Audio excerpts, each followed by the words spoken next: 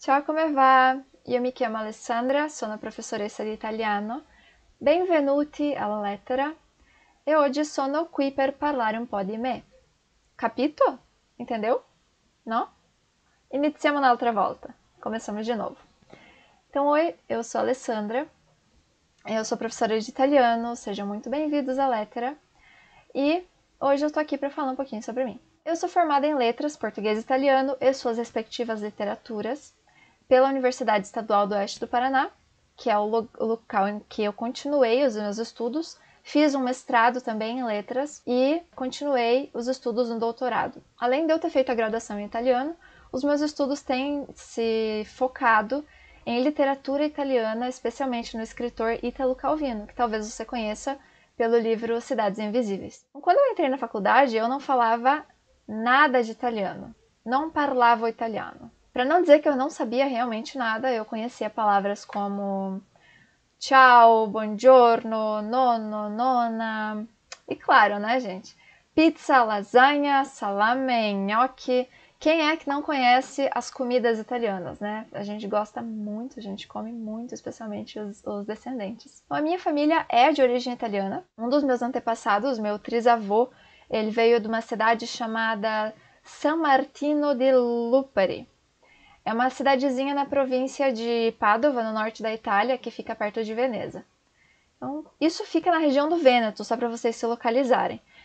Que por acaso é o lugar de onde mais veio imigrantes italianos, né? Eu moro no oeste do Paraná, que é uma região que tem muitos descendentes. Na verdade, o Brasil tem muitos descendentes de modo geral, mas aqui no Paraná, aqui mais para o sul, a gente tem bastante. Eu acho que o outro lugar que mais tem descendentes fora a gente é o Espírito Santo.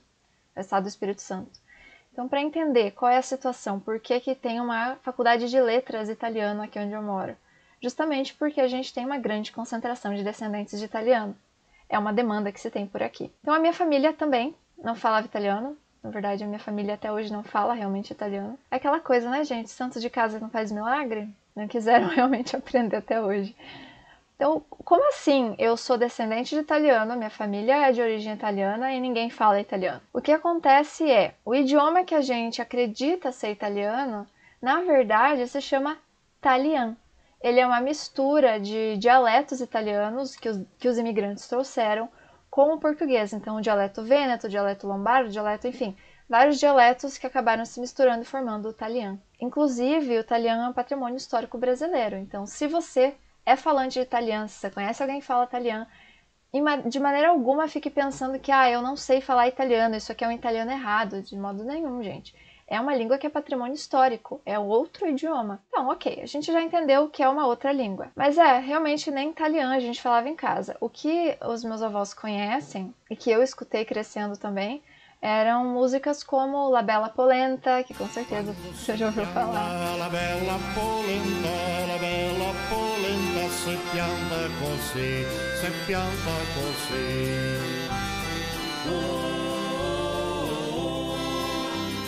Bella polenta così, cia pom, cia pom, cia pom. La Verdinella, minha avó cantava muito pra gente. Ho girato la Italia al Tirol, ho girato la Italia al Tirol,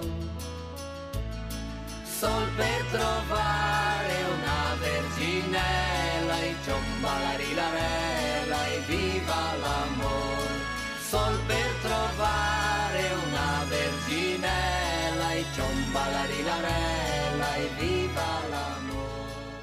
E eu também ouvia, acho que era aos domingos, que meu avô escutava, era um programa de rádio que ainda existe aqui na região. É um programa de rádio de descendentes de italiano, que existe um círculo de italianos aqui, círculo de descendentes de italiano, não lembro o nome certo, mas tem, aqui em Cascavel, e eles fazem esse programa que, se eu não me engano, se chama Italia del mio cuore. Esse era o contato que eu tinha com a língua italiana. Além, claro, daquelas palavrinhas que quase todo mundo conhece, que eu já mencionei. E uns anos atrás a gente teve aquela novela que chamava Passione, não sei se vocês lembram. Que se passava na Toscana e no Brasil, enfim. É basicamente isso, eu entrei na faculdade sem saber falar italiano. Então eu falei que não é o mesmo idioma, né? A primeira coisa que vocês precisam entender é que o idioma que a gente estuda, o italiano que a gente estuda é o italiano standard. Standard, eles usam muitas palavras em inglês. A gente chama de anglicismo. Enfim, o italiano standard, ele foi uma variante que foi escolhida como, com a unificação da Itália, foi escolhida como a língua padrão do país. E é essa língua que a gente estuda. E você com certeza já ouviu falar dos dialetos. Então, indo para a Itália, você encontra dialetos, mas o que você realmente vai estudar é o italiano standard. Nós vamos falar sobre a história do italiano standard, como ele nasceu, por que motivos, de onde vem, enfim, em outro vídeo, né? Mas eu já adianto que é uma situação bem diferente do português, a criação, a origem, enfim, tudo isso é bem diferente de como a língua portuguesa se desenvolveu e da própria forma como o italiano nasceu. Continuando, né, sobre a minha história. Quando você tem raízes em uma certa cultura, eu acho que é inevitável que você se interesse, que isso te atraia e que você queira saber mais sobre o seu passado, se reconectar com as suas raízes de alguma forma. Esse é um grande motivo para muitas pessoas aprenderem o idioma. E para mim também foi mais ou menos assim. Isso influenciou grandemente na minha decisão. Eu sempre tive muita afinidade com leitura, português, enfim, com o curso de letras. O meu avô mesmo, ele era professor de português durante muitos anos na rede pública, até ele se aposentar, claro. Enfim, e aí eu tinha 3 caminhos para escolher quando eu entrei no curso de letras. Porque assim, o curso de letras, como eu mencionei, era um caminho assim bastante óbvio para mim. Um caminho bastante natural, digamos assim. E aí, quando eu fui entrar no curso de letras, eu tive que escolher entre 3 habilitações. Porque aqui em Cascavel, a gente não tem só letras, ou letras tradução, letras, enfim. Enfim, a gente tem letras e uma habilitação.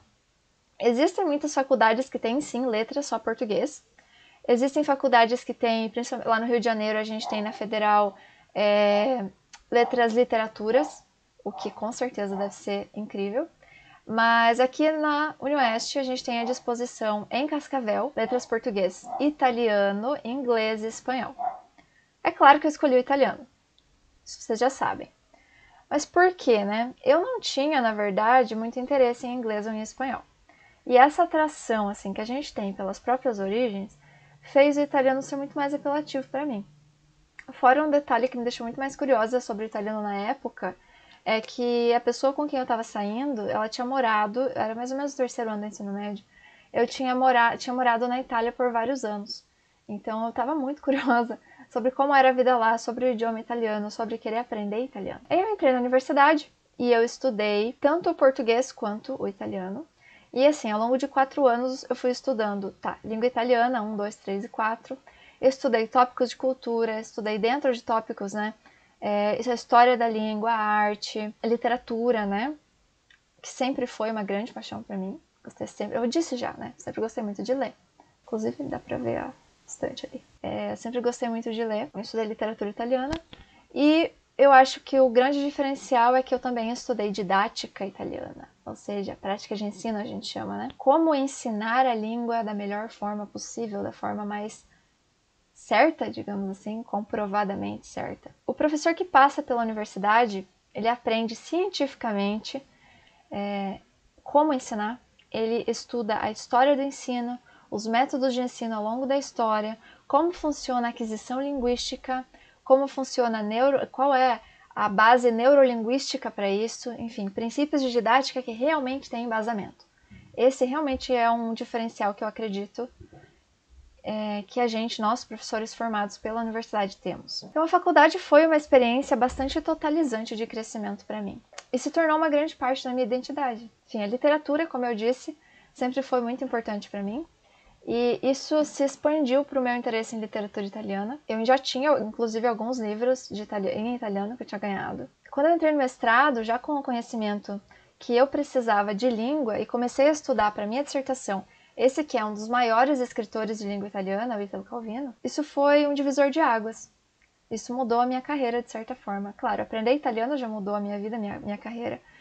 Me trouxe esse trabalho que eu tenho hoje, essa profissão, né, que eu tenho hoje, e abriu meus horizontes de muitas formas, inclusive na área de pesquisa. O Calvino, ele é um escritor que é muito representativo da Itália. Ele está profundamente arraigado no imaginário coletivo italiano. Então, se você for para a Itália, Italo Calvino, todo mundo conhece, com certeza. Ele também é muito importante por ele ter sido um pensador da literatura do mundo, enfim, das humanidades.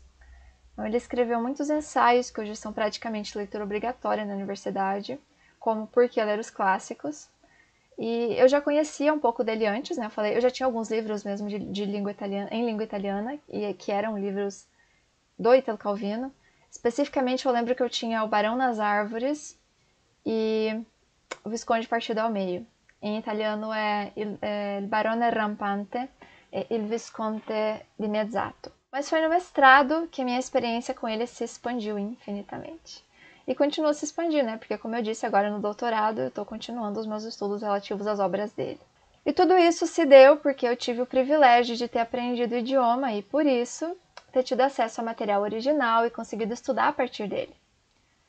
Às vezes são textos que nem existem no Brasil, como o livro de cartas que eu estou estudando no doutorado, que se chama Italo Calvino Lettere, e é de não lembro a data agora, mas é 1800 e alguma coisa, até 1984. Enfim, esse livro das cartas do Italo Calvino, que foi um material que eu importei pela Amazon, inclusive, pode ter percebido que o nome da página se chama Lettera, né? Então, lettera significa tanto letra quanto carta. Então, lettera com A, singular, lettere com E, é plural. Então, letra, letras, carta, cartas. Eu posso dizer que ter aprendido esse idioma, ter me tornado professora dele, expandiu o meu mundo de todas as formas possíveis. Realmente fez ser quem eu sou hoje. Porque a gente pode pensar em como eu cheguei até aqui. Eu sempre fui uma pessoa muito estudiosa, realmente nerdona. Então, talvez pelo modo como eu fui criada, pela família de onde eu venho, da qual eu venho, que é uma família de professores, sempre gostei muito de ler. Então, aprendi a ler muito cedo, e é o que sempre me mantinha entretida quando eu era criança e desde então. E eu sempre gostei muito de aprender também.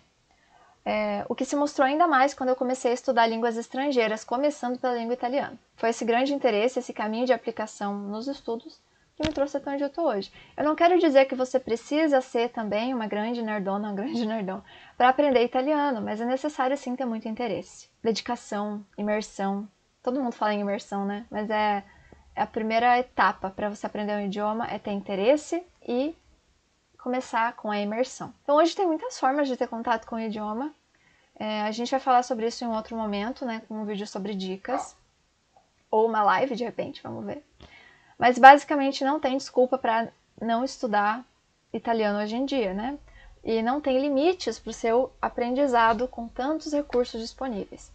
O que você precisa, claro, é ter um caminho claro a seguir e ter alguém para te acompanhar nesse caminho. Então eu tive essa experiência formadora com uma base muito sólida na universidade, inspirada pelas minhas raízes, claro, e por professoras e professores que eu levo até hoje no meu coração, que foram muito importantes para mim. Professores excelentes que me ensinaram muito. Então eu comecei a ensinar dentro da universidade mesmo, desde o começo. Eu me dediquei a participar de projetos de pesquisa e ensino. Eu dei aula para projetos de italiano para crianças e para terceira idade, italiano per bambini, projetos de italiano para a terceira idade, que a gente chama.